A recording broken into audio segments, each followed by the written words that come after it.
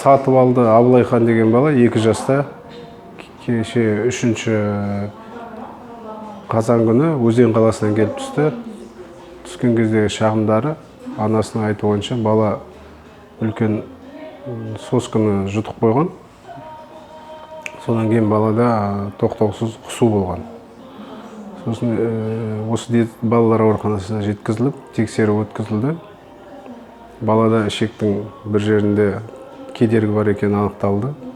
Содан кейін балаға эндоскопиялық операция жасалып, бөгде дене ішектің бойынан табылып алынды. Оның енді бұл жерде қиыншылығы бізге диагноз қою оңай болған жоқ. Себебі соска рентгенде көрінбейді. Бірақ рентгенде ішек өткізбеушілігінің белгілері болды. Сол үшін операцияға жасалып, уақытында балаға көмек көрсетілді. Қазір жағдайы жаман емес, тамақ ішіп бастап жатыр қазір. Баланың түскен кезде жағдай енді ауыр деуге болады, себебі ішкен затының бәрін кейін қайтарып жатыр.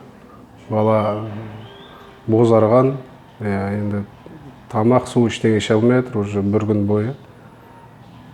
Шөлдеп, денесі уже құрғаған белгілері болды балада. Ата-анасы енді одан да оның жағдайы одан да ауыр, себебі мазасыз енді баласына көмек іздеп тезірек сол өзеннен жеткен. Бір күн бойы енді баласы қиналғасын ата-анасын түсінуге болады.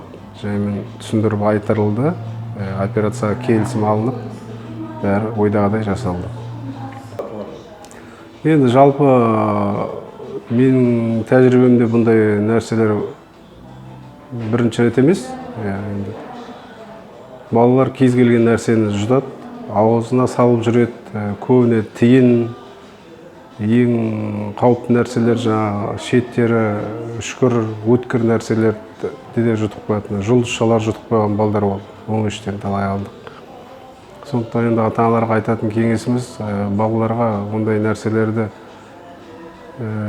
бермеу керек, қол жететін жерде, балалардың қол жететін жерде ұстамау керек. Енді қадағалау керек, ең бастысы, үлкендер тарапынан қадағалау керек. Енді бала бір тәуліктен кейін келді. Енді ата-аналар шама келгенше тезірек келуге тырысқан. Енді балаға да кешіккен жағдайда енді бала әлсіреп, дым, тамақ, су ішпегесін, денесі құрғап, эксикозға түсіп кетуі мүмкін. Енді сол үшін уақытында жеткізіліп, уақытында балаға көмек көрсетілді, инфузиялық ем тағайындалды, уақытында алып тасталды. Енді ең бастысы бұл жерде эндоскопиялық хирургияның қазіргі жақсы дамыған айта кетуге болады. Үлкен кесінділер жасамай, іш қуысын ашпай, ішіне кіріп, керек көмекті жақсы көрсетуге мүмкіндік бар қазір эндоскопиялық хирургияның дамуына байланысты.